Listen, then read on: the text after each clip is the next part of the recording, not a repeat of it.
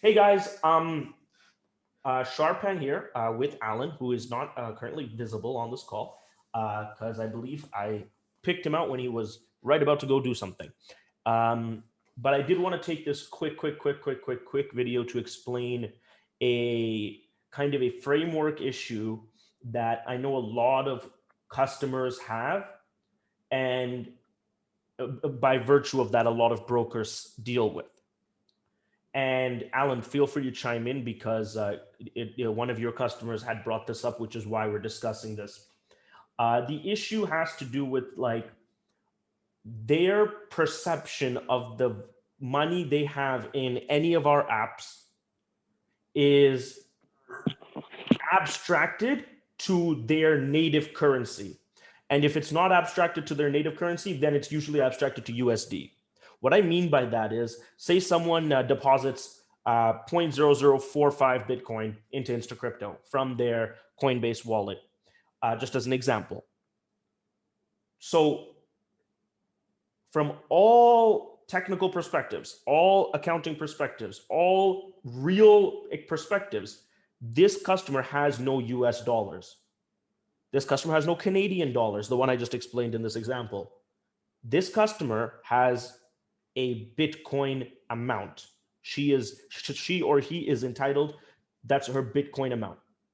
Now, she can choose based on the app, based on which GX app she's using, to visualize the current approximate value of her Bitcoin holdings in another currency. But those two words that I used to explain that, which is approximate and current value, are the very important words in that sentence. Value is not, because whenever a customer, so this is the typical complaint. Sharpan, customer put in $4,000. Why does it say she only has, or he only has $3,700? Does that mean that there was $300 in fees? And immediately, and at this point, my team is also trained to first immediately say, can you just send a screenshot of what you're talking about? And without a doubt, they send a screenshot of something like, this is Nitrous, but I have broker app, and even though we're moving away from Nitrous, all the other apps have the same issue. They're going to send a screenshot of something like this. They're going to send a screenshot of Vault, and I don't know if this person has any, maybe crypto, hopefully. Nothing. Okay. Let me use, or I think actually I do believe that this is open. Give me a sec. Where's my phone? Yeah. So they'll send an image. I'll actually more appropriately use like one of the apps that we're moving to away from Nitrous. So say I'm in my broker app, InstaCrypto, Assets.io, it doesn't matter. So see here, I have 0.6623 Bitcoin in my Bitcoin wallet. So I own Bitcoin here.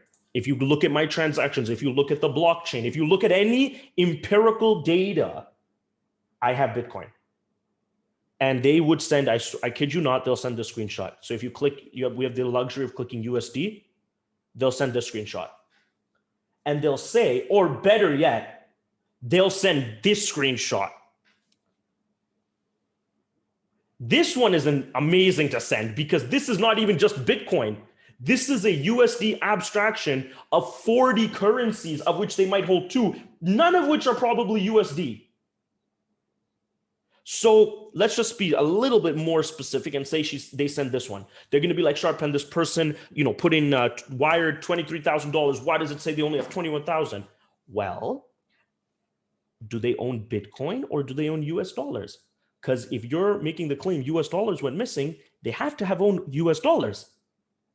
And that's a very easy claim to fix because it would clearly show credit of what and then stealing of what. And that's never the case.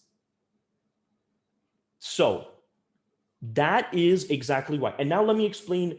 Now, what I explained right now, I hope is obvious, and I'm speaking facetiously, tongue-in-cheek on purpose. But now let me explain where this can actually amalgamate into a more sustainable argument, which is Sharpan, well, okay, I get it. This is the USD exchange rate of Bitcoin. And so it's not really the, I don't own USD. Well, why is it different than on Google? Or why is it different than on Yahoo Finance? Why is it different than on CoinMarketCap? Why is it different than on Coinbase? And I would respond, why is Google different than Yahoo Finance? Why is Yahoo Finance different than CoinMarketCap? And that's exactly why. This is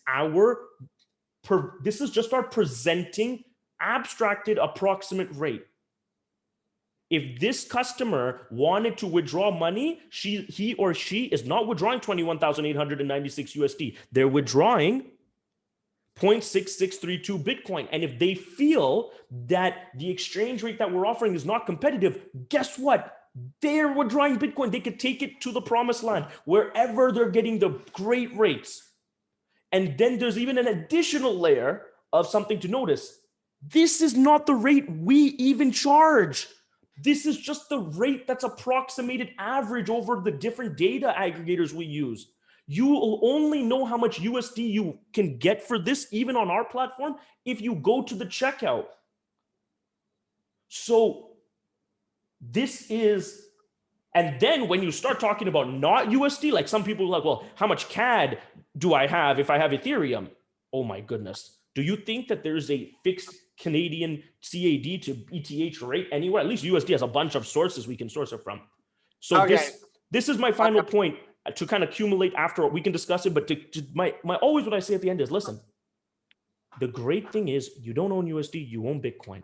So you never, ever, ever, ever need to subjugate yourself to this horrible or amazing exchange rate that you see here, because you're intelligent enough to not have exchanged it yet. So Alan, what's your response to that? Just to clarify, the total dollars shown in US when you have Bitcoin, Ethereum, or whatever else it is, and you don't have US, it's just basically the nearest guesstimate that you can come up with that seems reasonable. You're correct, and let me make it even more simple. It's just whatever we say. That's our rate. Like when you go to Barclays or Bank of America, TD Canada Trust, and you ask them, well, why is CAD USD 135 here and it's 134 somewhere else? They'll be like, that's just our rate. Well, who comes up with that? You're saying if I had, let's say I had Bitcoin and Ethereum and I see my money in US dollars, if I was to trade my Bitcoin and Ethereum at that moment, I would have that much USD dollars. No, it's not even that accurate. It's close to that. So what this is saying is approximately, if you trade it on our platform, this is what it looks like. But like we discussed in our previous video, there are so many fees. This doesn't even account for that. This is just a naked conversion, an approximate conversion. It's like someone saying, how can I get to, Pizza Hut, and you're trying to explain to them it's on Fourth Avenue and this, and they're like, no, give me a landmark. Okay, fine. It's next to the 7-Eleven. It's like that. It's so inaccurate. I think it's a horrible way to look at your crypto assets. Yeah. Okay. So it's more or less an approximate, and the other reason it would be an approximate is simply that any individual broker could have an individual rate on an individual coin that's different. In other words, and that doesn't include that. That doesn't include that there. Okay. So that's my entire point. They need to understand that this value is, so if you want me to be super clear, the value that they see in their portfolio, whatever app they're using, is the pre-fee approximate buy or sell rate. Okay. All it is. So in my case, I have a person who is told they got 27.50 US dollars, or 27.25, sorry. But if you Google exchange it, it was only 26.60. It's about $75, $65. No, Alan, I think you're gonna end up confusing some people. So I have it right here. I'm not revealing any data about the customer. I'm just revealing the numbers. Okay. So so look here. So this customer has GX trans. So blurry, guys. I'm sorry, but it's a screenshot of a WhatsApp message. So anyway, this customer has been GX transferred 3,000 euros. Okay, because that customer was topping up their account, sent 3,000 euros. After fees, 3,000 euros. As you can see, the 3,000 euros is right there. It's not affected. the currency that she had or he had in their hands is euros. On the left-hand side, it says your portfolio value in USD. And there's actually even a drop down there where they can change it to euros. Guess what would happen if you change that to euros? It would say 3,000. And so all this is showing you is if you took all your different fiat assets, converted them approximately according to our arbitrary rate to USD, this is what it would look like. But that has virtually no implications on the fact that you had 3,000 euros and you still have 3,000 euros. Is that and I guess there could have been a gigantic disclaimer, but I mean, the fact that their wallet balance is showing the real currency, that, you know, the simple response is you never had USD. Why are you concerned with USD? So I can just click on that total balance and switch it to the currency that I started with. But that's if your customer is just confused as to why she even sees USD, then that's a simple solution for that. She could change the base visual currency to euros or Bitcoin, whatever, right? But most customers, let me take it a step further. Most customers, that's not even going to fix it. They wanted to see it in USD, especially if it's not a fiat, if it's a crypto, right? And that's fine. There's no, I get it. I mean, you know, I love USD. Let's start with that, right? Now, with that being said, right? As much as I love it, you don't have any. Yeah, but it's a default, right? It just defaults to US, but you can change it. You can change it, but but Alan, the same question will arise, right? Which is why is 3,000? And so this is a very important point now. And I think this will kind of conclude it. You use the Google rate. So without risking what might be the next picture, I'll show you right here. Give me a sec. I'm pulling up the other message you sent me, which is this. So Alan sends me this message, which I'm assuming is because his customer has brought it up, which is 3,000 euros on Google. If you Google it right now, is 3,652 USD, which is a discrepancy of, like he said, $75. Okay. Yeah. So this is, and by the way, this is, so many customers do this Google thing. Some customers are a little bit more, nuanced, and they'll actually go to CoinMarketCap, which is a little bit better of a comparison. But Google is incredible. This is my very tongue-in-cheek, and I hope people don't take it facetiously, because it is slightly facetious. Alan, you spend money, you bought something online in your life, right? I'm assuming, fair? Digital product only. Okay, that's okay. Well, the answer should have been yes, but okay, digital product, okay. And the card that you used online, what currency was it issued in? Meaning the bank issued it in what currency?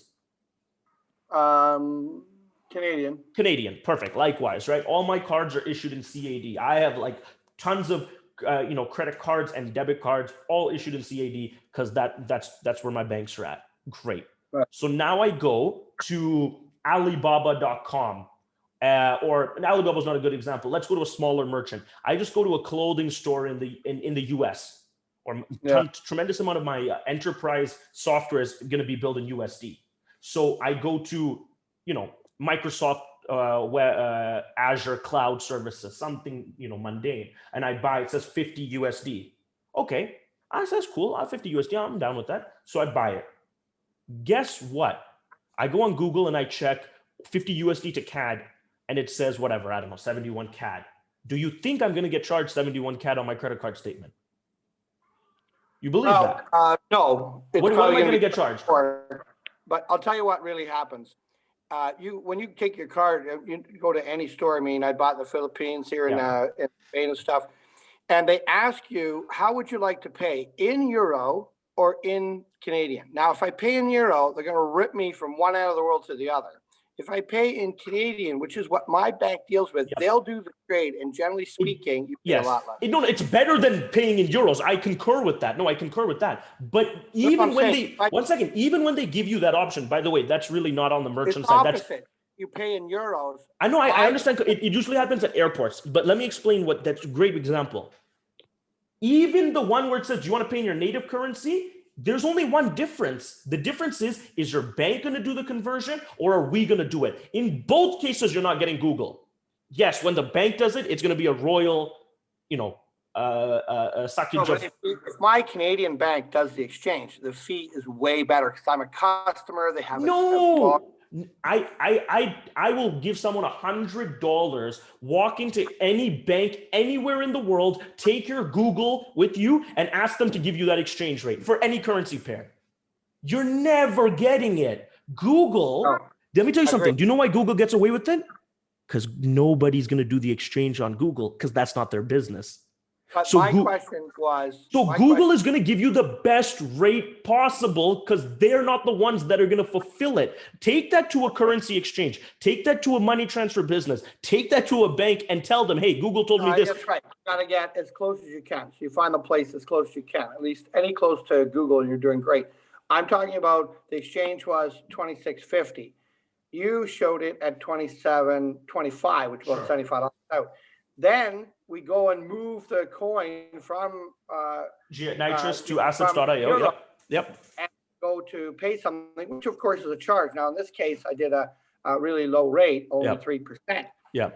And the outturn was much higher than that because she doesn't know any of this stuff. So she's calculating from 37.25.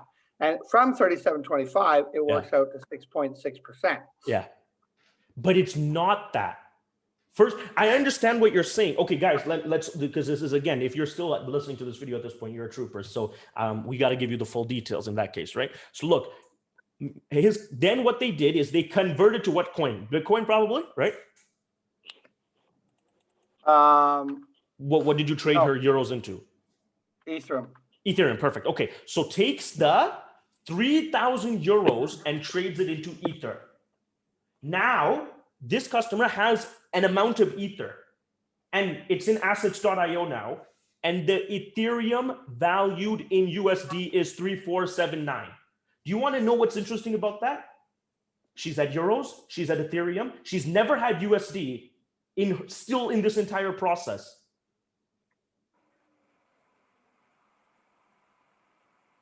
If she wants to, just always remember this, when she or he says, how much money do I have? This is the better question. Take the money out, whatever currency you're taking it out in, that's the money you have. She can't take this out in USD and that's so empowering because if it's better somewhere else, guess what? You can move Ethereum in seconds, take it better, sell it for 4,000 USD, prove us wrong. Do you see my point? This is a transmission vehicle. You're holding a cryptocurrency or any other currency. If you feel there's a better rate, I'm the first person to say, go take advantage of it. But let me tell you something. Let me tell you guys something. There's no better rate. We're not the best in the world. Nobody's the best in the world at rates. They're all going to massage it so that it evens out to be approximately the same. Now, could I program this to just show you the best rates? 100%. 150%. And when you go make a trade, you're going to be pissed. I would much rather have it the other way. Okay. It's just that in my case, it was up $75, which nobody argues, obviously. But that then when simply means that the Euro USD rate is just progressive at that point. That's all that means. But let me put it like this. Think about it like this. What did I say about the visual rates? They're just visual. They don't calculate in fees. If she had actually traded 3,000 euros into USD, then you would have had an accurate number. Do you get my point? Because you wouldn't have had that number that you even thought you had, and then convert that into Ethereum, and now it'll be more clairvoyant. But how many exchanges even let you go euro to Ethereum? Let's start with that. And I mean, I'm not trying to, toot the horn. I'm very cognizant of how much I'm just interested in improving. But well, just to back you up a little bit, it wasn't just your Ethereum. It was Ethereum, XRP, and Zcash. This is the best. No, I appreciate that. XRP. Who has the correct rate for Euros XRP? Where's this rate? It's impossible. It's impossible. Yeah. Everybody's going to have such a deviated rate. If you've never looked at, you should try, just Google search Bitcoin rates on different exchanges. Some websites have beautifully laid it out. None of them are the same. Yeah. And I keep iterating. This is the part. You don't have to be angry or argue with me about rates until you actually make the trade. At least make the trade. Now at least we've ripped you off or not ripped you off, and we can have a conversation. But when you still are holding the currency that you had, we have nothing to talk about.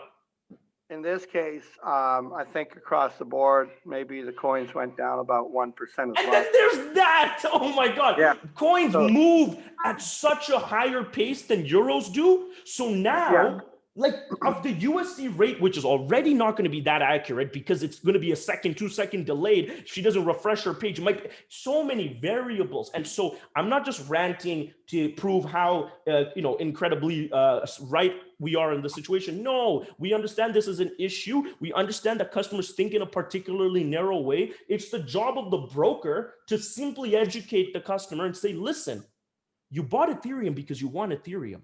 You believe Ethereum is going to go up or down or sideways. When you want to sell Ethereum, I promise you I'll help you find the best price. And if it's not a global exchange, I will find the best price for you. You don't have to worry about this random figure you see right now because your objective was to get Ethereum. When you want to sell it, trust me, I won't let you pay a dime less. And if you give them that confidence, then that's all they need. Yeah. So I'm just explaining why. Yeah, no, I get it, and I appreciate it. But this is an incredible example. By the way, I appreciate. Thank you so much for letting me use this example because it is as obscure as possible, right?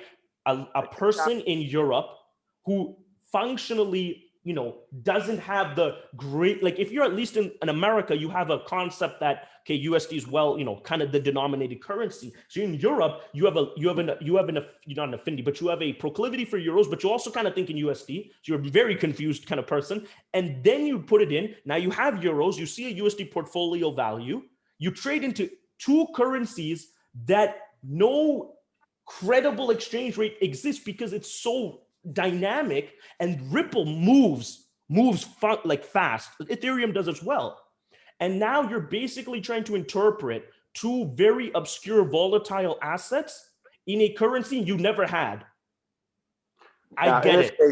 In this case, Zcash included, so there's three of them. They all come in for 1,000. And I'm looking at Zcash now, and it looks like it's down about 1%, 1.12%. Yeah. So I think the premise. No, I get it. I think the premise of your point, and I think the most important thing for brokers to take home is you can be very confident and explain to them whatever fluctuations you see in the abstracted USD value has nothing to do with fees. That has to do with the currency exchange. That's just being shown to you. And trust me, if that's not the best rate, when you want to trade back into euros, I will find you. You have to give them that confidence. And as soon as you give it to them, be like, yo, you don't have USD now, you don't have euros. If you wanted to withdraw euros or USD, you can't until you trade back. And I'm giving you my assurance that when you trade back, if Global Exchange at the point of checkout is showing me that they're charging too much fees, I will get you a better rate. That it's as simple as that.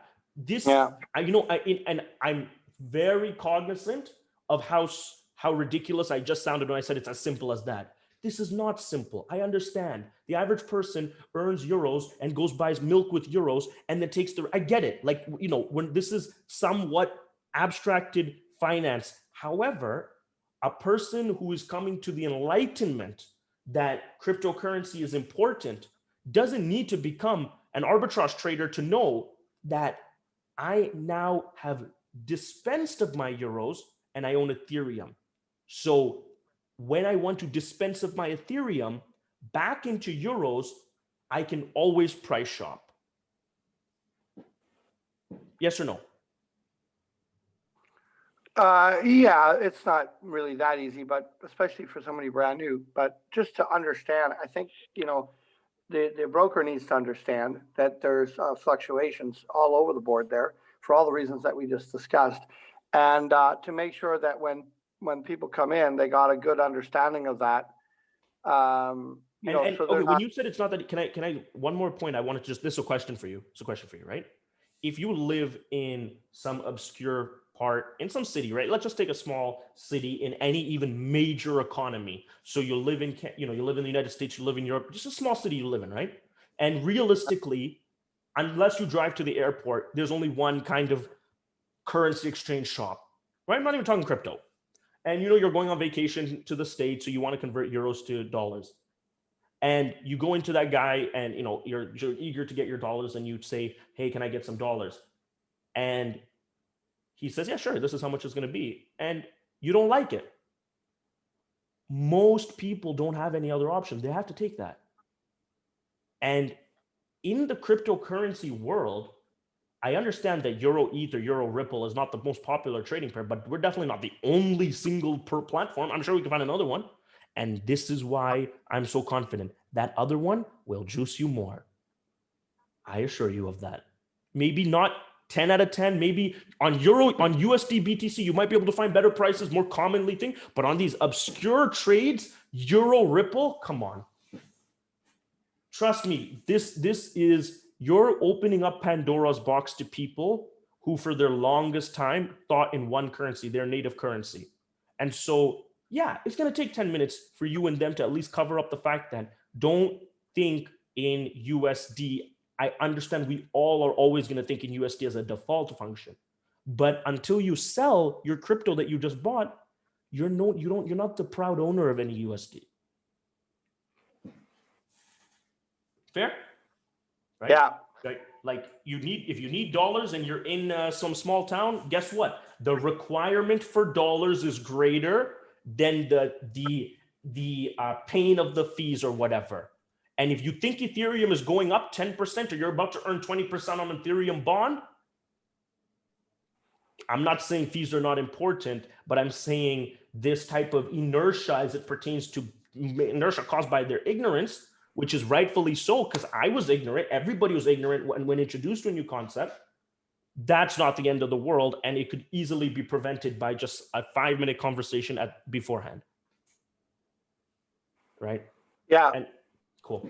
All right. Thank you so much. Yeah. Thank you so much, boss, for giving me the opportunity to explain that. This is a widespread misconception about fees and rate. And it's nothing like that. It's nothing like that. You own the currencies you own. You don't own USD unless you have USD in your vault. And guess what? If you did, trust me, the USD value of USD never changes in global exchange. I can assure you of that. The USD value of USD is always going to be the same. Yeah. All right. Thanks, boss. This is gonna be really helpful. All right. Take care, man. Take it easy. Good explanation. Bye.